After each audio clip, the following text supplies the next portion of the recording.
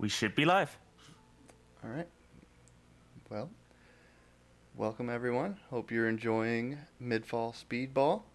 I'm SeaAverage, and I'm joined here with by Meldon and Smashy, and we're here to show you Ori and the Blind Forest Definitive Edition.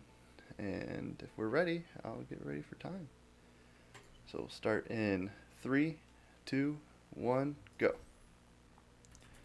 So first we gotta skip the prologue. There we go. First trick out of the way. Good job. Thanks. So the category we're doing tonight is all skills, no out of bounds, no teleport anywhere. The no teleport anywhere is not that relevant. It's just a crazy trick that is not allowed in this category. No out of bounds, kind of self-explanatory.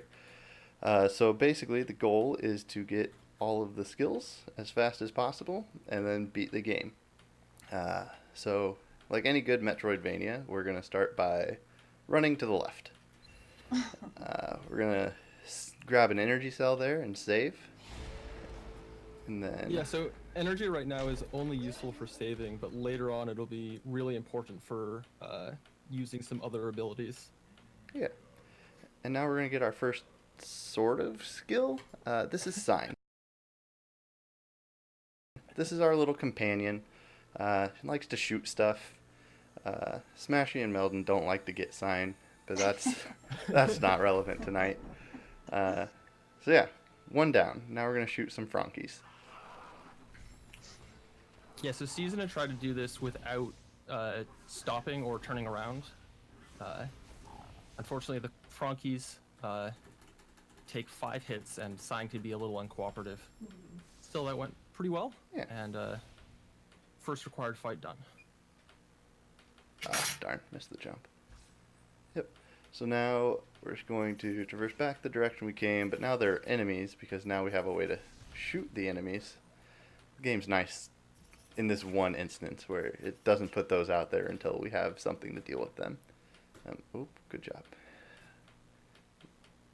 Now we're going to go, we're going to show off our first trick here called a ghost door.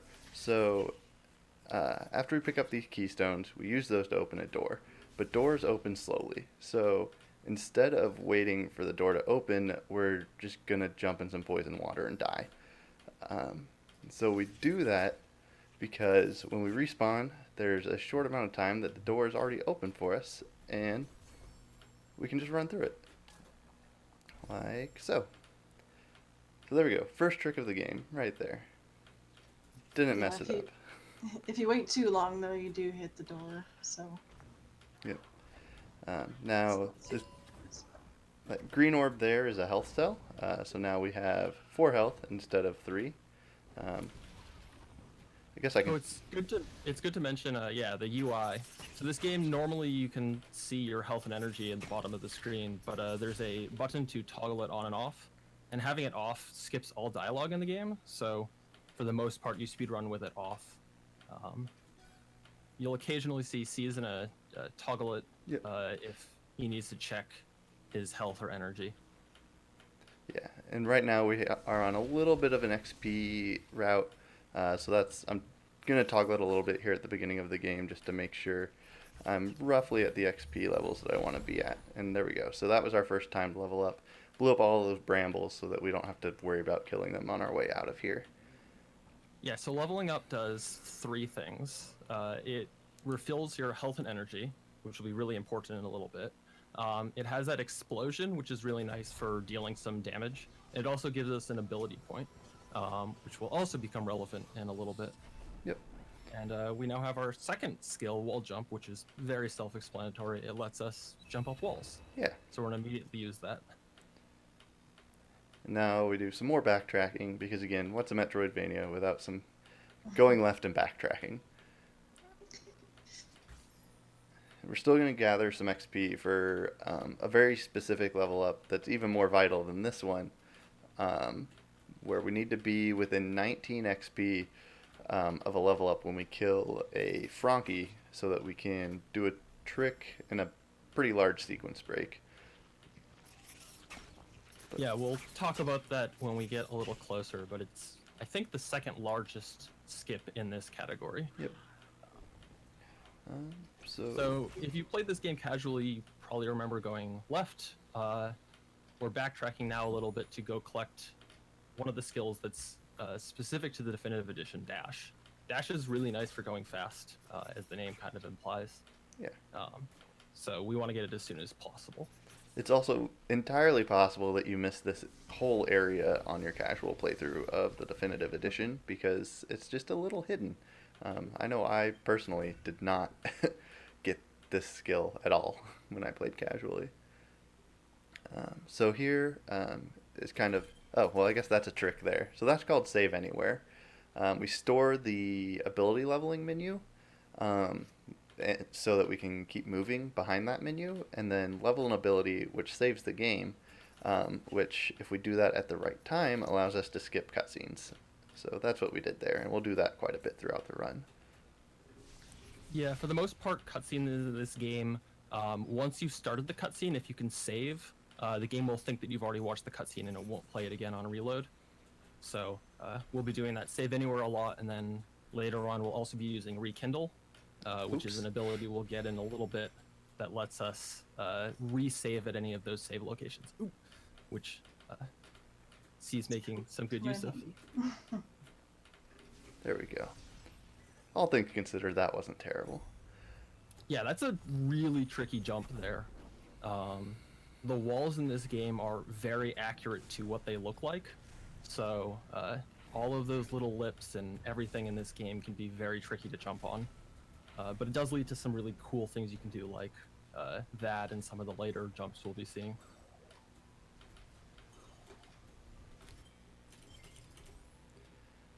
So this whole area in Blackroot Burrows is typically an auto-scroller, but the save and reload that we just saw allows you to skip part of a cycle on one of these platforms. So it's a nice little time save. You don't have to wait for a platform as much. Yep. So that little pause there was specifically to set up a platform in this next room.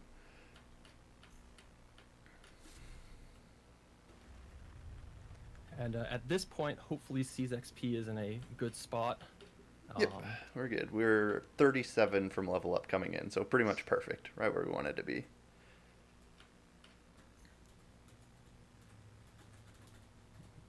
Now, we're real close to our next skill, which is Dash, and I'm gonna do some cool blind movement when I pick it up. So be ready for that. Hopefully, I do not fall in a giant pit and get an autosave at the bottom of said pit. That's the problem with it. It autosaves, and there's no getting out unless you reload. So. Yeah, but it does mean that you're not going to actually see Dash for a little bit. Yeah. But I can show you a cool little cheat code. Oh, it didn't work. No, come on.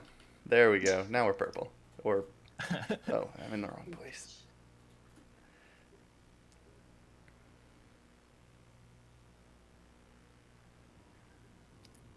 Yeah, so the way that this works is by skipping that other cutscene at the right time, that cutscene's still playing while kind of everything's going on.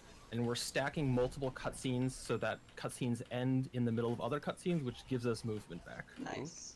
Good job. There we go. So one of the cool really things Dash gives us the ability to do is Dash Glide. So you'll see me use it here a couple times where I kind of just float through the air, and that's a neat little mechanic where you cancel... What? I don't exactly know how it works. So Meldon, if you would like to explain Dash Glides, go for it. Yeah, so if you start a dash and then release the input and go to neutral and jump before the dash ends, then in the air you're able to maintain your dash momentum. And then to explain what's going on right here, so we mentioned that leveling up refills your energy. Well, we only have 2 energy, but this energy door takes 4 energy. This Frankie will give us a level up, so therefore we can put 2 energy in, level up, put 2 more energy, and we just skipped a huge sequence of the game. Also, nice energy drop there. Nice, got it. I should not. Oh, nice. So I just went for a trick called Death Glide. A runner of my speed typically probably should not go for that trick, but it's fun, and this is a marathon, and I want to show off as much as I can. So we got to save, and the game will let us show it off. So that's great. Yeah. Perfect. Yeah, it's a very tricky dash glide. You have to avoid hitting a ceiling. You don't want to run into the brambles because they'll just kill you. And all total, it's very risky because if you didn't have that energy, your last save is typically kind of all the way back towards dash. So we're quickly approaching our next skill, which is double jump, another kind of self-explanatory one. And I believe you're going to be going for some more blind movement here as well, right? Yep. Yeah. Hopefully. Yeah, so this one will just be using the same save anywhere trick, but in order to just Oops. skip the tree Yeah. cutscene itself. So it's not quite the same as this, like save anywhere. You don't have to open it and move in the background. You can actually save or open the ability menu while the tree animation is occurring. So right now he's doing some memorized blind movement to get over that poison water. So there are some hazards in the way. But as you can see, he's using his double jump now, and that just allows us to get to some places that we weren't able to before. Oops. It also kind of allows you to go up the wall a little bit faster, but if you kind of do like a rhythmic double jump movement. And you'll see him do that a little later too. Oh boy. So, there we go. So that is a little bit of a sequence break. Doesn't look terrible, is actually terrible. That's one of the hardest jumps to learn when you're picking up this run. Yep. And then And, no matter how long you've run the game, it still will come back and just ruin your day sometimes. Yeah. And a nice little cutscene skip there avoids this sequence of falling rocks here. Normally there'd be a whole bunch of boulders falling down, but it's a lot calmer to do it without those rocks. It also glitches out this next cutscene in a really fun way. So we're seeing some of these cutscenes in reverse and some of them in the right order, depending on... this is kind of an area you backtrack through, but some of these are going to be in reverse because we skipped coming through this area the first time with that Frankie walk. So kind of some of this is going to look a little weird. It's just Gumo duplicating water veins all over the place. Yeah. So we touch that teleporter, and we'll touch another one here in a little bit, just to activate it later. So those spirit wells, you can save on them, or you can use them to level up abilities, or you can teleport to them. So all you have to do to activate them for teleporting is touch. Well, you don't even really have to touch them. You just have to get signed to go towards them, and then that activates it for use later. Yeah, those teleporters are another feature added in the definitive edition, so that you can fast travel around the map. And now that we have the water vein, we're heading towards the very first dungeon of the game, which is a very beautiful and fun dungeon, the Ginso Tree. And the only one that we really do any of in this Yeah, category. Yeah. But That's very true. I think we do like 2/3 of the Ginso Tree, like 1% of Horu, and we don't even see the second dungeon. So Yeah, well, we don't speak that dungeon's name, so... But and some more cutscene skips, and more water veins. So this first dungeon it's got a lot of verticality. Basically, we're just using all of the wall jumping and double jumping that the game has given us so far to climb this giant tree. Yeah, and this is still some kind of very tricky movement. There's some Oh, no. cycles you have to make here to get through this room as fast as possible. Darn it. Looks like C is going to be on... Oh, Nice saves though. yeah. Was on nearly the fastest cycle, like a half cycle off, but didn't quite make it. But a really nice recovery there.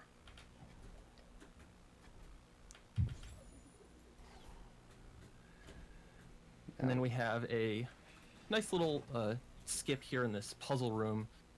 There's a solution to this puzzle using only one of these blocks, which is just a little bit faster. Because you can just push this block into the other portal so that it's in the correct position for the second redirect here.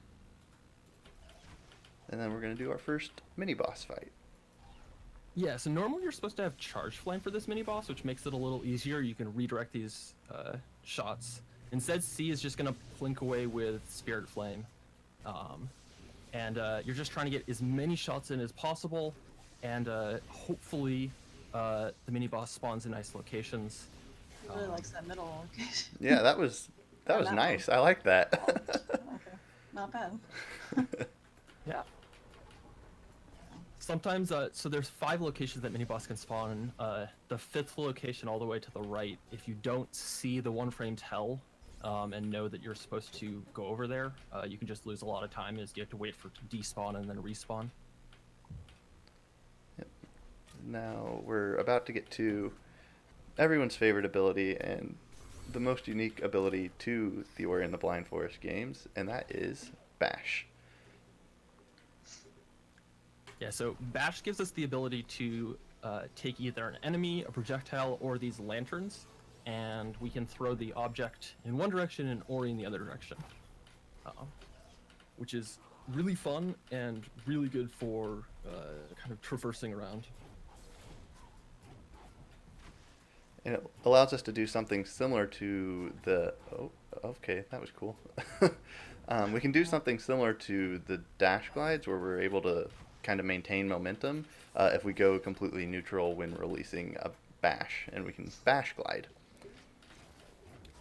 Yeah, so a lot of the movement now is going to be making sure that kind of on all of your bashes, you're always bash, or any bash that goes horizontally, you're always bash gliding just to get that little extra speed. Now we're going to do a trick called key dupe, where we're going to put 3 keys in a door while we're dead, and then we get to keep those keys. Yeah, so because we saved outside of the range of this door, and then we died while those keys were in the door, the game, for whatever reason, gives them back to us. And then because our save was from before we collected the keystones, we can go collect them again, and now we have extra keystones.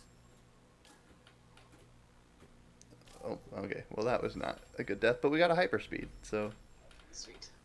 Yeah, all in all, net positive. Save some time. Yep. And then the very fun second mini-boss. Yeah.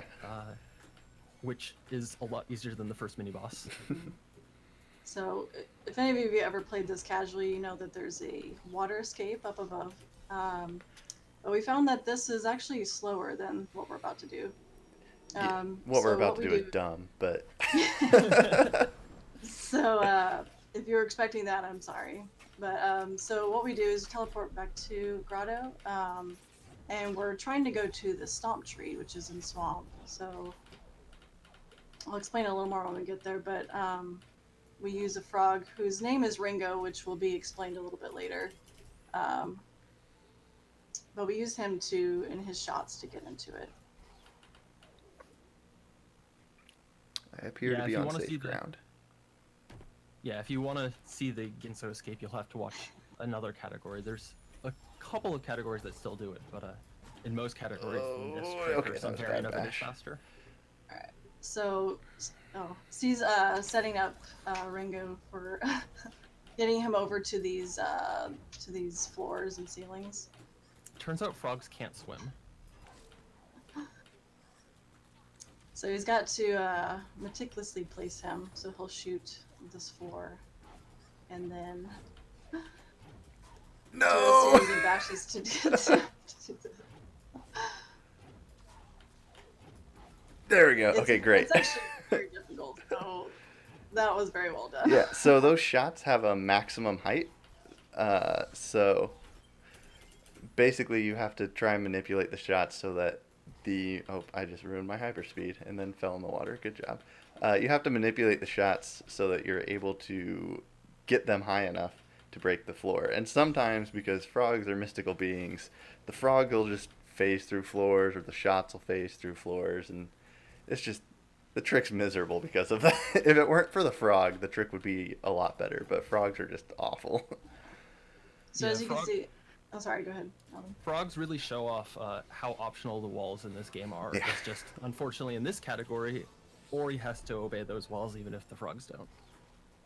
So as you can see, C fell into the what looked like clean water, but it's still poison because we never cleansed the waters. So that's gonna come into play for the rest of the run, and we need at least 5 HP, which I believe he's at 4 at the moment, to finish the game.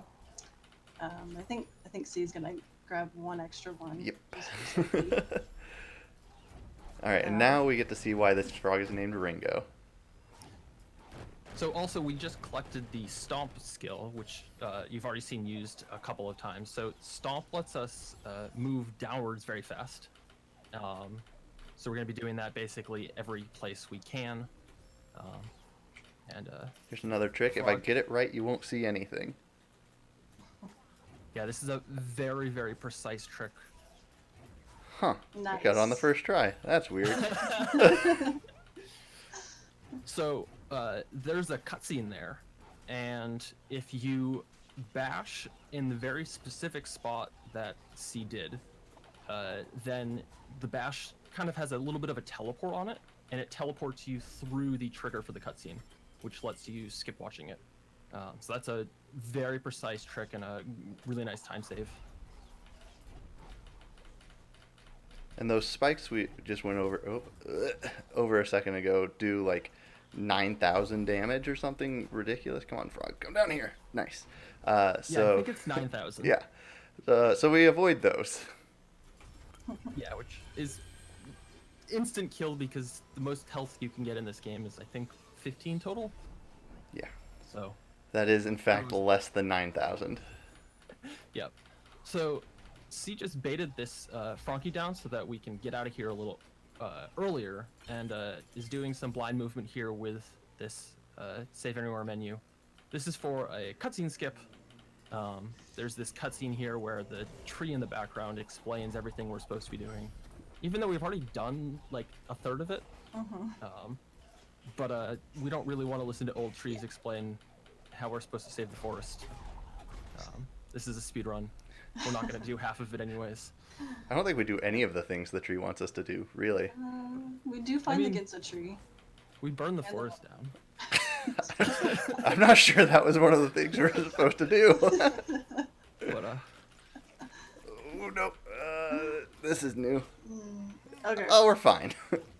oh, yep, my this goodness. fish helping out a little bit.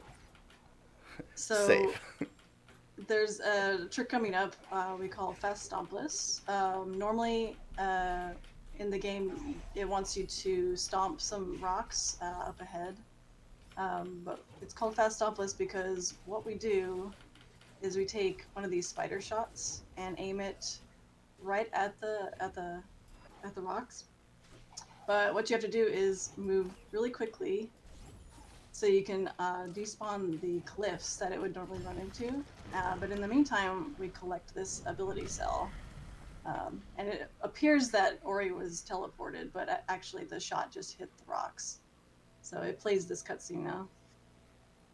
Yeah, when this cutscene ends, you're at, well, right next to this feather here, which is our next skill glide. Yep. And now we're going to show off my favorite trick.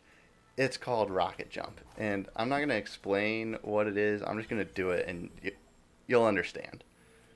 So here we go.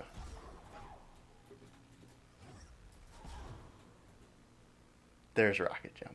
All right, now we can explain that. So we just leveled up on that spirit well charge dash, which you're seeing on these birds and kind of in all different cases. So what charge dash is it lets us spend an energy to do this high damaging, high speed dash, and it targets enemies. And there's a cool thing you can do with it, which is if you jump while in the middle of it, you can cancel the actually hitting an enemy, but you'll save all of your vertical momentum, and that's the rocket jump. So we can use that to just go really, really fast upwards. And it's a lot of fun. It lets us skip some things. For example, using it to get this frog to shoot this ceiling. So the other important thing to mention about Charge Dash is, I mentioned that Charge Dash costs an energy. There are a couple ways we can refund that energy. You'll see a lot of bashes at the end of a Charge Dash. That's one of the ways. The other way is stomping. So you'll see C do these patterns where he Charge Dashes, stomps, double jumps out of the stomp, and then Charge Dashes again. Yeah. And that will refund the energy of the first Charge Dash. Something we should mention is I just did the most difficult sequence break of the game called Sorrow Bash because this place is named Sorrow and also it causes lots of sorrow. It only took like 2 or 3 tries, which is great, but I was not going to say anything about it until I got through it because it's a miserable trick, and I was just going to let the rocket jump explaining continue to happen instead. Yeah, so this area of... No, go ahead with the... I was going to explain this trick that he's doing. So he's using the Save Anywhere trick again, but he floated at the top and leveled an ability, and then he charge jumped into spikes, and as you die and respawn on the from the death there, it keeps that charge jump momentum and breaks the ceiling. Oops, forgot to turn off the UI. Yep. So now we're going to get the Sunstone, which lets us get into the final dungeon later. And here is where I should check and see if the incentive for throwing Wilhelm off the cliff was met, because we're about to head back down. So, do we know if Wilhelm's getting thrown?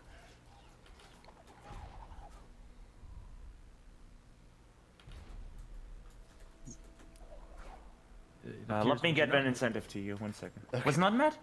You already checked? What was it? I was saying, I was just going to say that we didn't know yet, but no, I have not checked. The incentive, unfortunately, did not get met. Okay. Feels bad, man. Feels bad, man. That's okay. That means we go fast. Goodbye, Wilhelm. Save the frames. Yeah, save the frames and the animals. So now this is Misty Woods. This is a place that we get to show off all of the cool movement skills that we've picked up throughout the game. Oh boy, unless we do that. Yeah, so we were supposed to go here instead of going into Sorrow. We just kind of took that detour because we were in the area and we needed the Sunstone. This is kind of the typical progression. You're supposed to go through Misty Woods, and then at the very end you collect the key to the second dungeon. But like I said very early on, we're not going to the second dungeon. We're not going to get that key. We're just here for the skill. Yeah. Do we have a moment, though? Do what? Do we have a moment, though? A moment for donations? Yeah, because while the incentive did not get made, we do have an anonymous $5 donation with no comment. But Okay. thank you for the $5. Yeah, Thank absolutely. you. Yep, and now after this, movement calms down just a little bit. We're going to go grab a mostly useless skill called Climb. Oh, it has its uses at the end there. Yeah, it gets you. The last 2 skills get used for the last trick in the game, and that's about what they're useful for. Yep. So here's Climb. It does save a pretty significant amount of time. It does. Though. Climb on its own is a little bit faster than wall jumping up walls, but with rocket jumps and bash, we don't really do a lot of climbing walls anymore. So it's kind of, it would be nice to have earlier on, but it's not really useful here.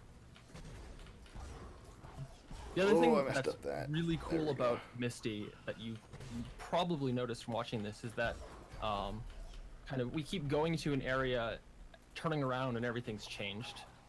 This whole area is all based around kind of these shifting woods, which is not especially relevant here. It's just kind of go through everything as fast as possible. But there are some really cool opportunities for out of bounds if you are ever interested in messing around with Misty. Oh no! I did not want that to happen. Oh shoot. Oh well. We could show this all off again. Maybe I won't mess up my own trick this time.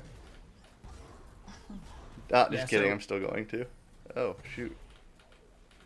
So at this point, we have, I guess you're still at 4 health, and everything in Misty does 3 damage. So hitting everything or hitting anything twice will kill you.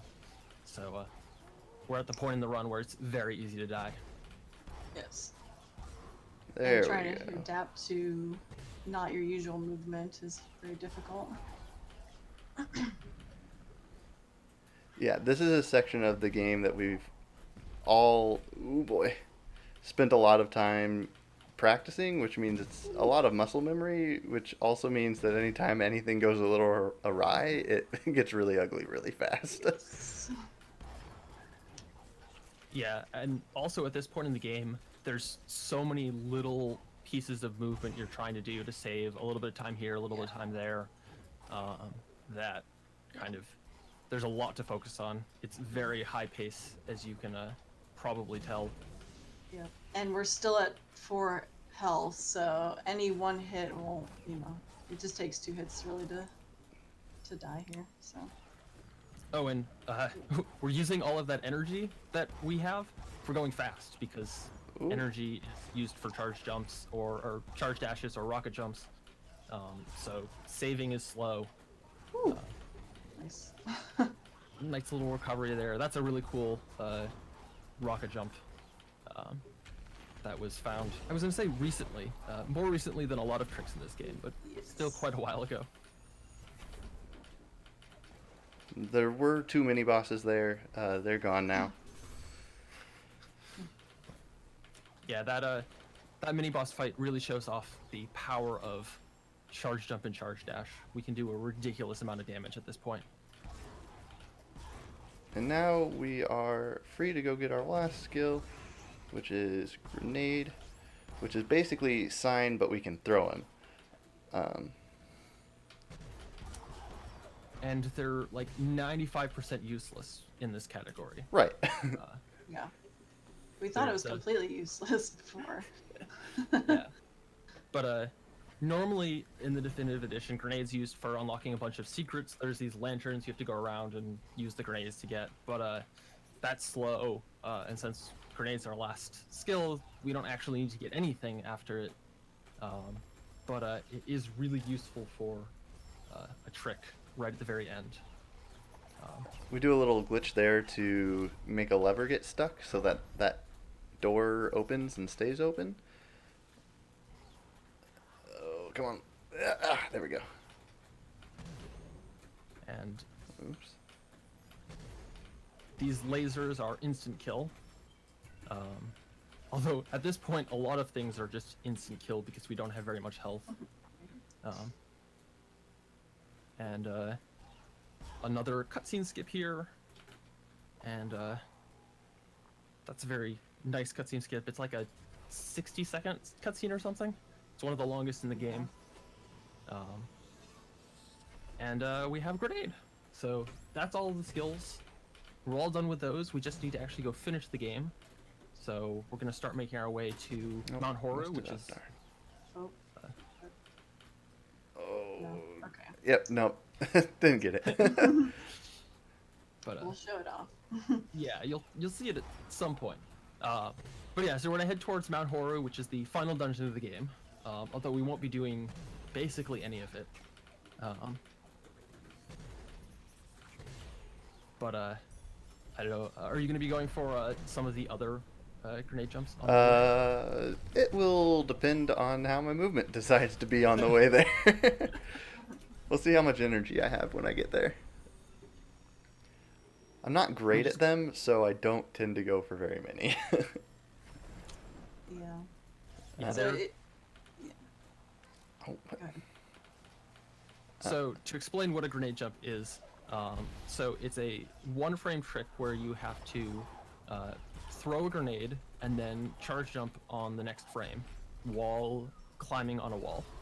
And what you end up doing is a very, very high-speed jump in the direction that you're charge jumping. And in most of the game, they just save kind of maybe a small amount of time because you're spending a little bit of energy and time to set it up, but you can go really fast. Turns but there's out I'm one not later doing on. it. Oh, well, I guess, yeah. We're not doing it. Yeah. They do require energy, unfortunately. Yeah. The energy drop. Yep, that was a great energy drop. Alright, so here's Horu, the last dungeon, and it's awful. But we're just going to skip all of it by doing a trick called door warp. So if you enter a door on the first frame that the game loads, it decides to put you somewhere. And this one, conveniently, if we get it, puts us just at the end of the dungeon. Yeah. So it's great. No, yeah, this is frame perfect, so. There we go. So there's the end of the dungeon. We don't have to do any of it, which is good. Yeah, Horu's a really tough dungeon and a really long dungeon, so that skip is fantastic in so many ways. And with that skip, we just have this final escape to do. So we're very close to the end of this, but this escape is kind of the final test of can you put all of your skills to use. And of course we want to do it going fast. And we have 6 health, but we didn't clean the water, so there's some water at the end of this that's going to do a minimum of 4 damage. It's going to do 5. Yeah, 5 if you don't do the swim very cleanly. I So come. he can't take any damage anywhere else in here, or he won't have enough health to do that final swim. So far, going very nicely. And we got Big Bird chasing us. Oh, yeah, the Big Bird chasing us, that's the bad guy in the game. We kind of forgot to mention that. She's, well, I mean, she has a pretty good reason for being angry with us. I mean, yeah. Alright, so here's the last grenade jump. If I can get it. We have to set up in a nice, precise position. Oh, come on. Did we actually explain, like, how it works? I don't think so. So while I fail them multiple times, we can explain that. But yeah, so what C's trying to do here is press grenade and then charge jump on the next frame. You can see some of these failed attempts. The charge jump is a little early. Some of them, the grenade and charge jump are on the same frame. You know, it can sometimes be a little difficult, but C's trying to core these inputs, and there we go. Yep. So that allows us to skip half of this final cutscene. Oh, forgot to turn off the UI. So we have time coming up here real quick. I've got to move Kuro, or Naru. Yeah, Naru. Kuro's the bird. Got to move Naru, which is like Ori's mother figure, to a tree. Yeah, another character we haven't met because it's a speedrun and we skipped all of the actual story. Right. Except for this last bit where we light the forest on fire. Yeah.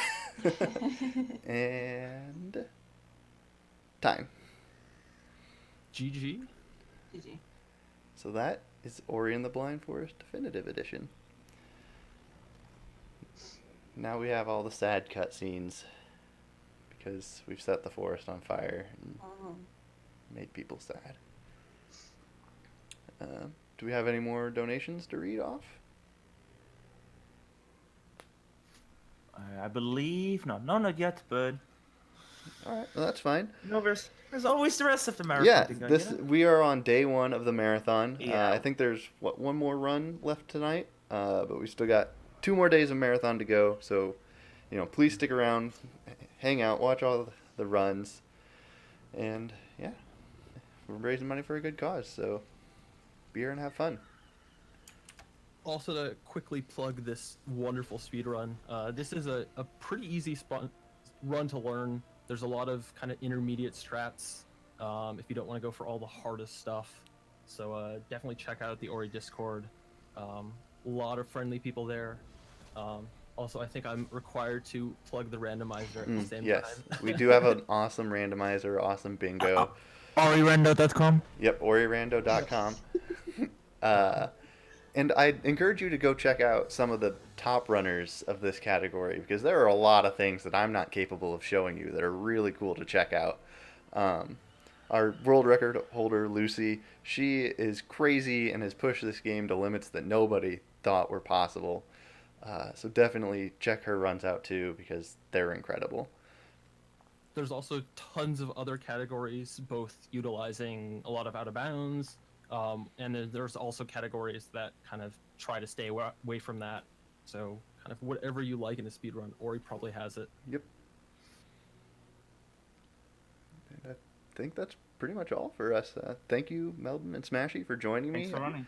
Yeah, thanks It for was thanks for my having me. This was awesome. This was my first marathon, and I mean, I think that went fairly well. So I'll take it. Maybe the start of a career. Who knows? Yeah, who knows? Who knows? Thank you so much. Yep.